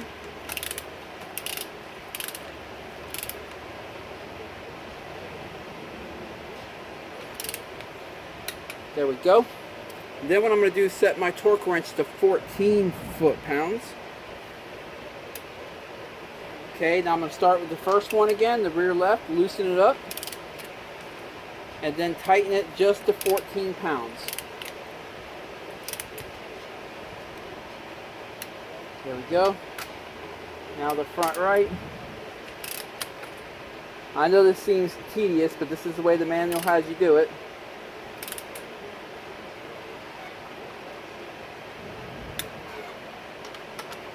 Alright, now front left.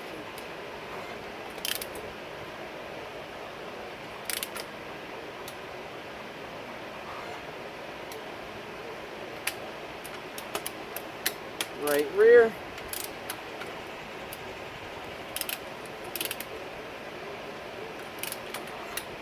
There we go. Okay, I'm going to go back around, make sure they're all cleanly at 14.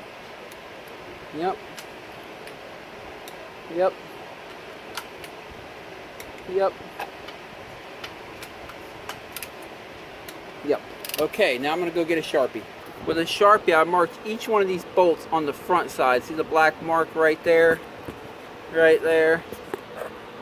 There and there. Because now we're going to have to turn them 180 degrees, but in steps of 90 degrees. So let's do that.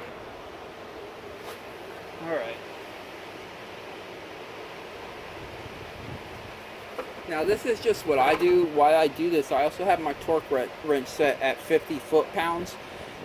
I try never to go over 50 foot-pounds when I'm following Yamaha's torque specs here, because the last thing I want to do is strip out a bolt in the case. So I'm going to start with the left rear, turn it exactly 90 degrees. Thanks to the mark that I put on it, I will be able to tell when I've turned it 90 degrees. There we go. And then the front right. There we go. Front left. There we go. And the last one. Okay, now start over another 90 degrees and make a total of 180.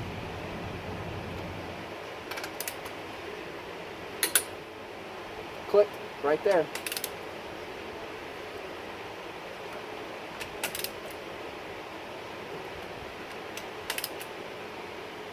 There we go.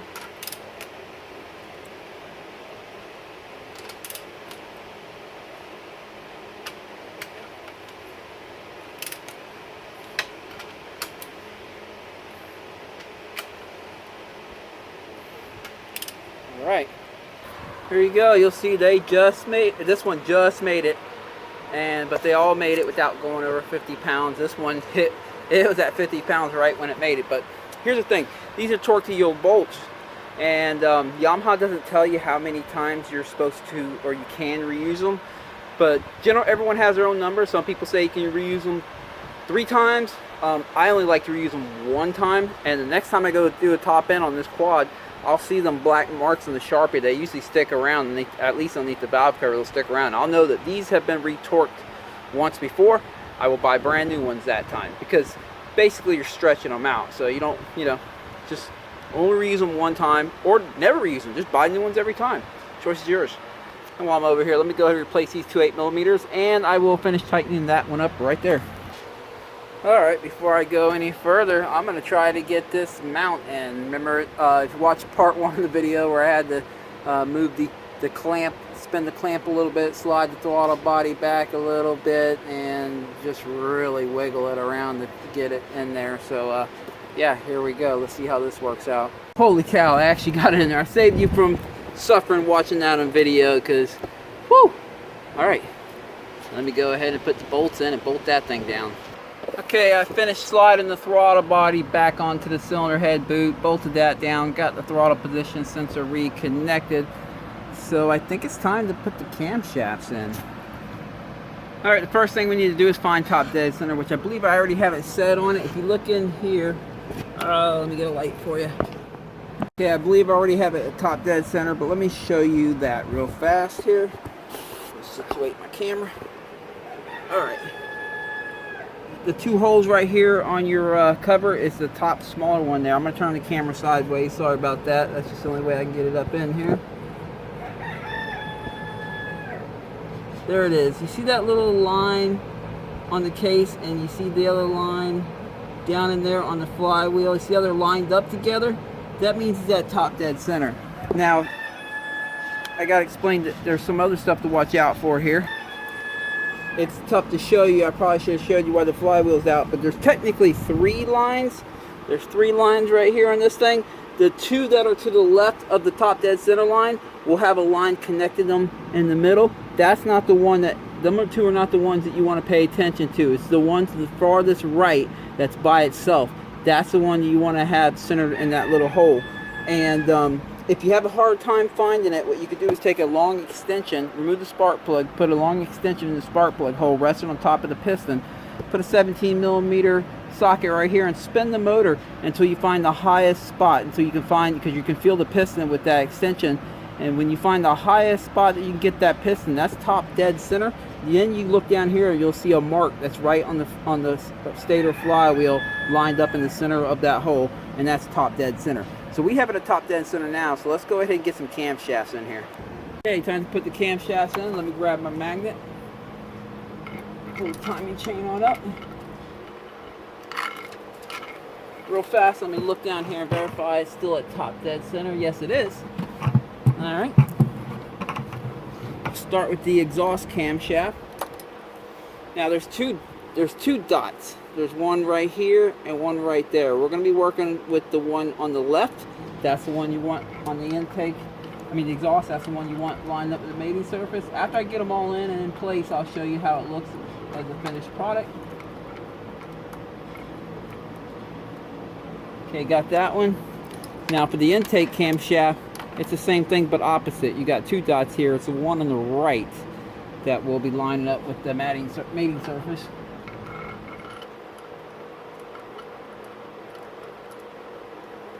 This one's a trickier one to get in because at this point the chain gets tight.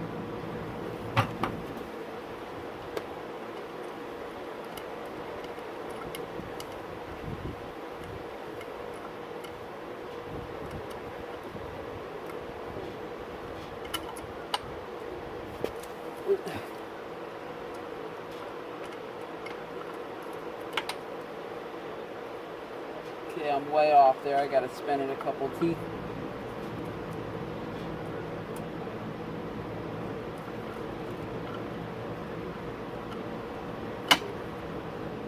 Still off. One more.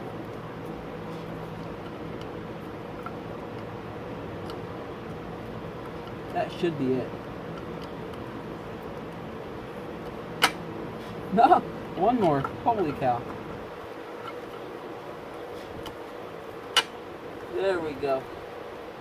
Now what I'll do is I'll stick my finger back in here in the timing chain tensioner where it goes and push it in, and put my other hand on top of the camshafts and hold them down and just make sure the dots are lined up properly. Let me show you what proper looks like. You'll have one dot right there lined up. You see it with the matting surface. The other dot up top here. Over here, same thing. One dot at the matting surface and the other dot right up there. So, and that's with the motor at top dead center here. So let me go ahead and put the cam caps on it, and then we'll put the timing chain tensioner in there and then verify that everything held. I'll go ahead and put a dab of semi-lube on each one of these cam journals, just a little bit to give it a little bit of lube on startup. And this time I will be putting these on top of the cams first. You slide the cam all the way to the left side, the right side, put that on, and then slide the cam cap onto this one.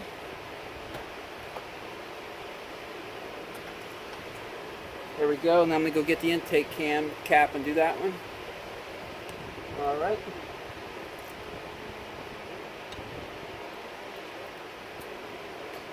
There we go. Then put the hardware in.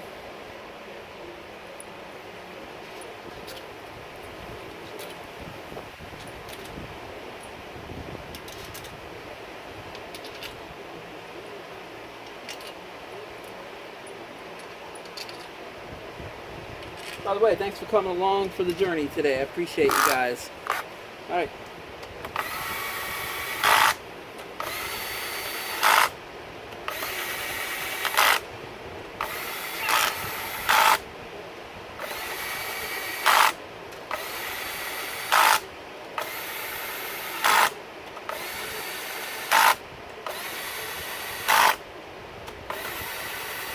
Then as usual, I will tighten them by hand. Same thing, nice and snug. You don't want to strip them out. Just snug them down pretty good.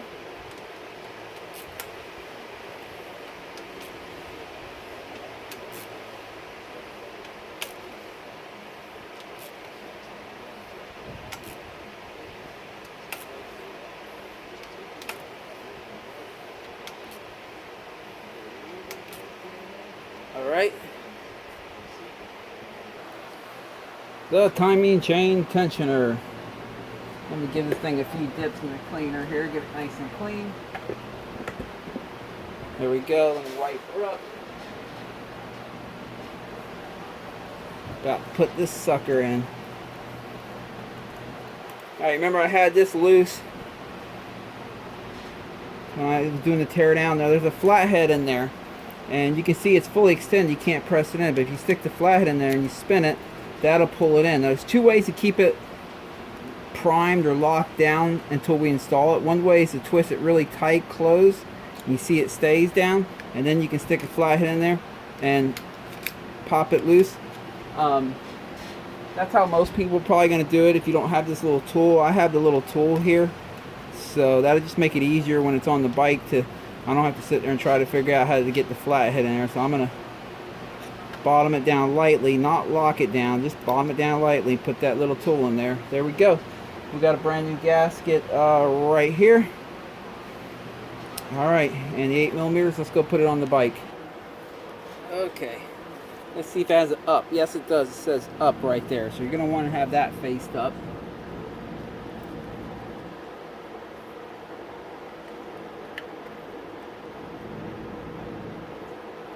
There we go. Oop, that one goes in the back side. Let me pull this hose out of the way.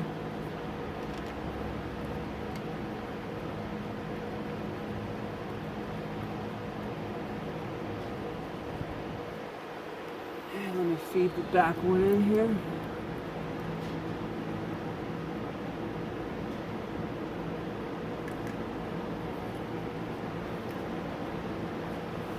Okay, now I'm going to use an extension. Long extension. I'm just going to get to it from the very rear here.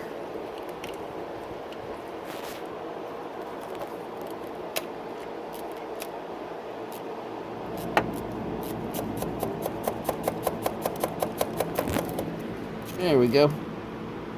Alright, I got the back side one in good, so let me go ahead and see if that, oh yeah. Let me go ahead and get the front side one down here. We're getting there. We're going to be able to fire up in a couple minutes. Alright, let me pull out that little tab that holds it in place. There we go. And then put the 10mm cap on. If you don't put that on, it will leak oil out of it. You want to make sure you don't forget that.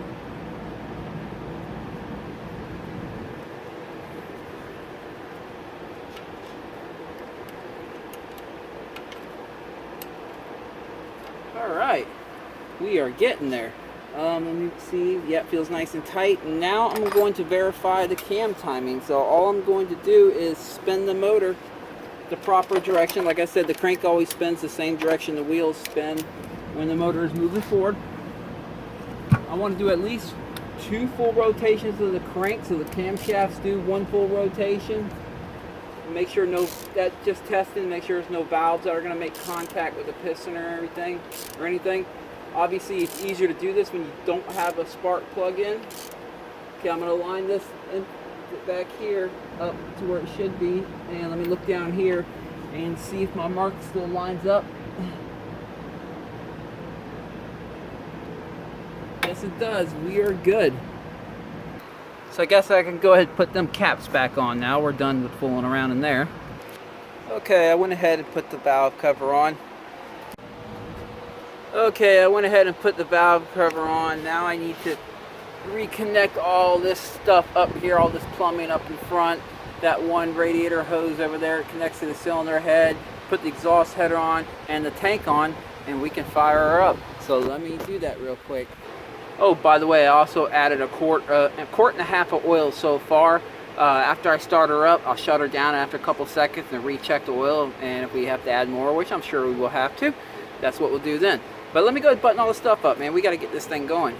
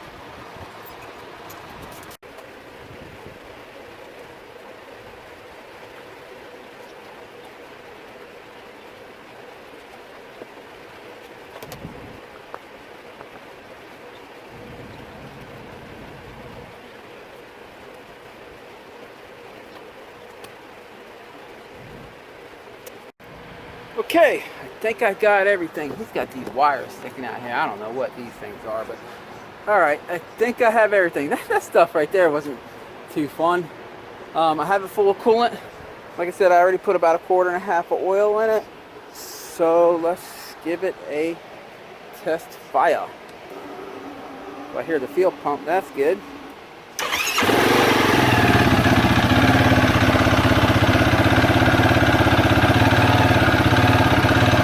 Boy, she's quiet.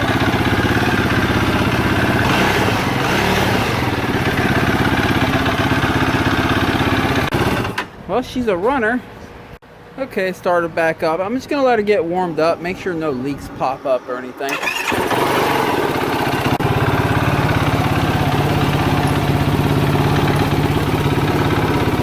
That's a rackety clutch.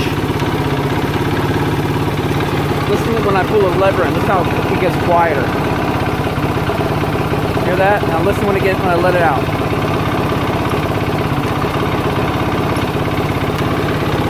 He's definitely about due for a new clutch in this thing. But anyway, okay. I did mess up in one little spot, but I'll correct that after the video. It's not a big deal. I was supposed to run the power wire for the starter above this line right here and clip it right into there. No big deal. I'll just unbolt it from the starter, weasel it on through, and take care of that after the video. And I'm gonna clean this mess up right here. I put a little Yamaha bond on the ends of the valve cover gasket here, these little crotch areas. So they do that from the factory, but I gotta clean that mess off right there. But she's up and running. I did check the oil. It was down on the medium, lower end. I put it up to the full. It's holding coolant good, no leaks. Let's give her another run. Now ignore that chattery clutch. I'm sure that'll be the next thing that he'll be repairing. But it's running for now, and it'll run fine. Oh, you know what? I forgot to put these in. Let me pop them in real quick before we do the run. There we go. And no check engine lights yet, so that's good. I don't expect any to turn on. Hope none do.